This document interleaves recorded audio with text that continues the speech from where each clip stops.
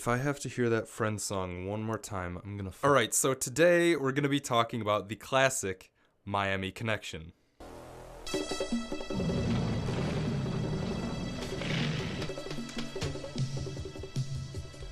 Miami Connection was directed by Woo-Sang Park and this guy, YK Kim. The film has a pretty interesting backstory. YK Kim owns a chain of Taekwondo studios and mostly funded the film out of his own pocket. The film mostly stars his students, and it's pretty obvious. Because of Jeff, too. He's in there every night. His damn gang selling the stupid cocaine. This guy is not an actor. Who is this dude? The film was a complete flop when it was released in '87, but in 2009, the film print was found by a homeless dude rummaging through a dumpster behind an Arby's. Okay, or a guy bought it on eBay for 20 bucks. The film was screened at the Alamo Drafthouse, and it became an instant classic for any fan of bad movies. It's pretty obvious watching the film that YK Kim knew 1,000 times more about Taekwondo than he did about filmmaking. The plot crawls at a snail's pace, with some of the scenes adding absolutely nothing to the story. There is so much filler in this movie, and they didn't even make it to 90 minutes. The editing is frustratingly bad. Most of the scenes you ask yourself either, why did they cut there, or why didn't they cut yet? It would make it impossible to follow the story if anything actually happened. So let's get right into the story now. The film opens on some ninjas stealing ramen from some shady dudes. That must be some damn good ramen. There's really no other context to this scene. We have no idea who these characters are. This guy gets his arm chopped off though. That's pretty cool. Simple geometry. I actually really like the music in this scene. It sounds just like a song on the Hotline Miami soundtrack.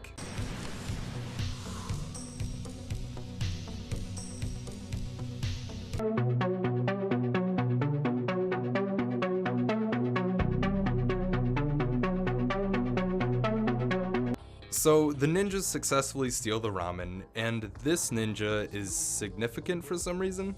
We cut right from that to the opening credits. None of it really makes any sense in terms of the story, but the song is pretty sick, so I'll give it that.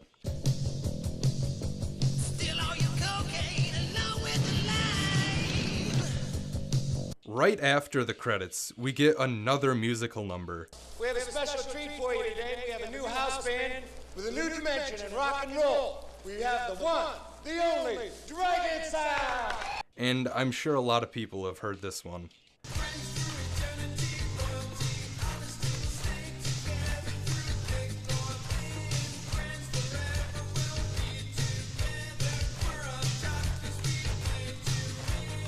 It's just so awkward because there's no space between it and the last song, and it's just the entire performance without interruption. Oh, and it's the cheesiest thing in the world. So, some dude mumbles that the woman on stage is his sister, and he kinda looks like a low-rent Chuck Norris. Low-rent Chuck Norris. Now that's embarrassing. This scene goes on for a while before we cut to some university. So we see the woman from the band in a classroom, and I guess everybody's just happy to be there. Great.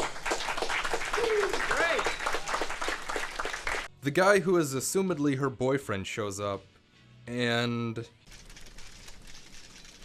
is he supposed to have brain damage or something? Oh, she's laughing at him, that's fucked up. So he asks about her family, and she just starts telling him every detail of her life. What about your parents? Well, they were divorced when I was young. My dad took off with some young girl and left my mom and my brother and myself, and she had to raise us all by herself. She had a tough life, and she, shortly after that, died. Like, whoa, lady, that's a bit heavy. Thanks for bringing me down. That is a very common problem with this movie. The tonal changes will give you whiplash, and then the movie just continues like nothing happened. So they're just walking along, minding their own business, when out of nowhere, Chuck Norris and his posse roll up. That's how you know he's a bad guy. He parked across 2 handicap spots. This is my friend John. Oh, Jeff, heard a lot of good things about you. Where'd you find this son of a bitch? He's a friend of mine from school. Wow. A friend? What's a friend? So he punches the tall dude in the face for absolutely no reason. Shut up! And it looks like a brawl is gonna break out if an agreement isn't made. When I tell you leave her alone, leave her alone. Whatever you say. Oh, that was easy. So we cut to our heroes driving away. No, wait, we cut to the bar that they played at. What the fuck is going on? My time? I thought I fired you once. Yeah, you fired me once because of the goddamn... I don't think this scene was scripted at all. YK Kim just said, start yelling at each other. They yell at each other for a bit until...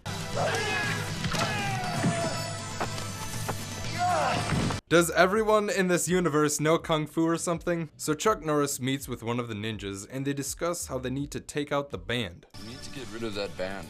Why? What is the band doing besides one of the band members dating Chuck Norris' sister? They say that they need to take them out because they need to control that area? What area? The stage in that specific bar? Next, we see them eating at some restaurant, because that's what I wanted to see. The owner watches them eat very closely. I don't know, maybe he's just happy to have some customers in there. And then we get another musical interlude that is just as cheesy and literal as the first one.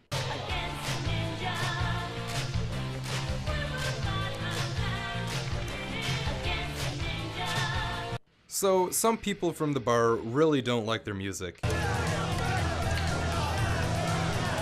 Hey, that's understandable, I had the same reaction. So these dudes are actually the previous band that got replaced by Dragon Sound. That's an awful lot of dudes. Was it an orchestra or something? So a brawl breaks out, and it's our 5 main characters versus like 30 dudes. What do they really expect to do?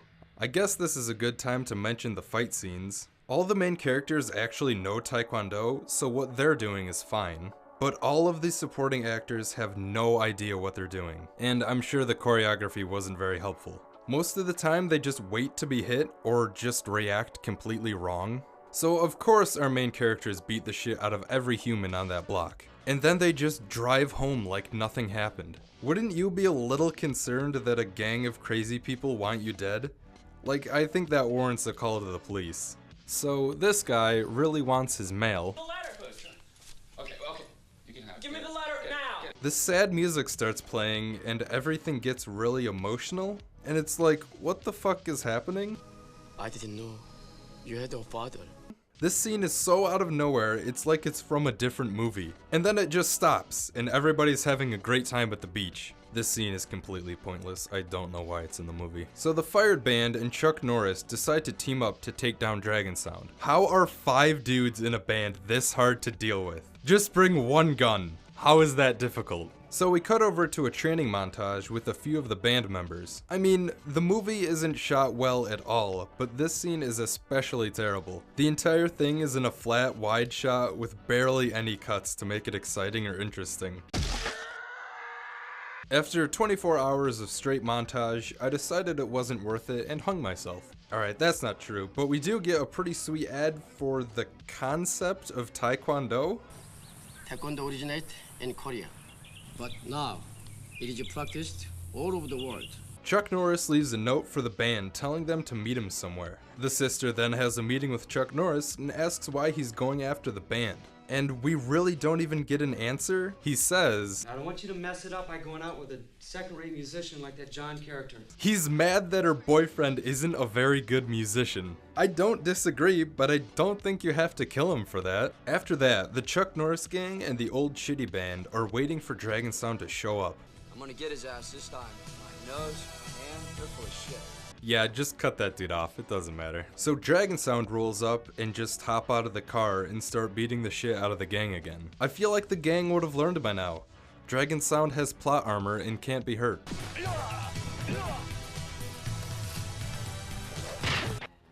You go that way, I'll go home.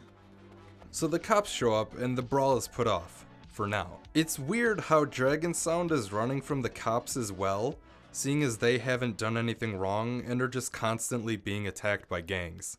I feel like the first thing I would do is call the cops, but hey, maybe they just want to beat the shit out of some dudes. After this is a 5-minute biker bar scene that has no bearing on the plot. I'm not even exaggerating, it's about 5 minutes and nothing plot related happens. Then, one of the most unbelievable ideas is presented to us. That Dragon Sound has fans.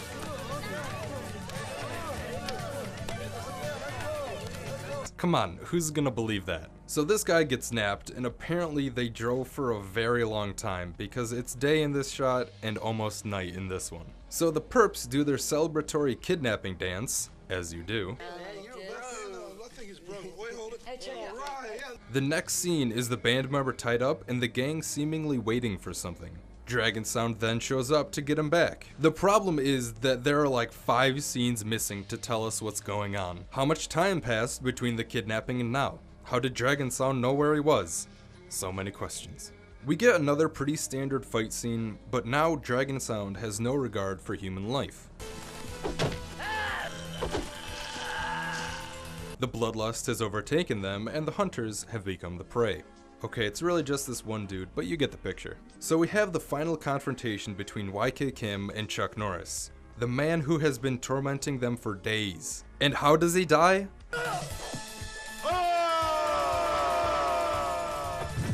He just kinda slips off the edge there. That's pretty anticlimactic. So the important ninja is informed that Chuck Norris is dead. I'm sorry, boss, but your brother Jeff is dead. Was he adopted, or more of the non-literal sense? So Jim gets a letter in the mail and has found his long-lost father. My father! I found my father! Everything seems to be going well until... They're trying to be stealthy like ninjas, but they're riding loud motorcycles. Do they want to be seen or not? So the ninjas in Dragon Sound get into a fight, and about 10 seconds in, Jim takes a sword to the chest. This really brings out the lust for revenge in the other two, and they just start killing everyone.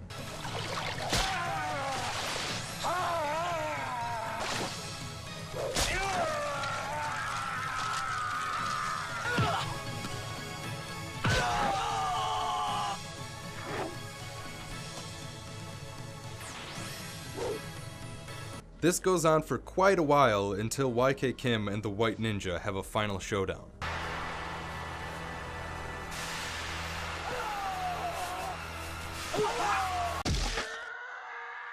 That's called foreshadowing. After this, we get a scene showing that Jim is gonna be just fine. And then, my favorite part of the entire movie.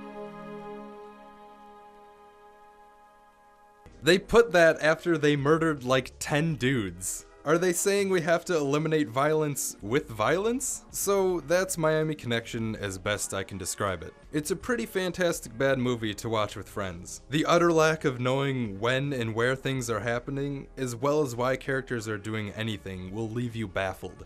Alright, I better go before some ninjas try to steal my ramen. Thanks for watching.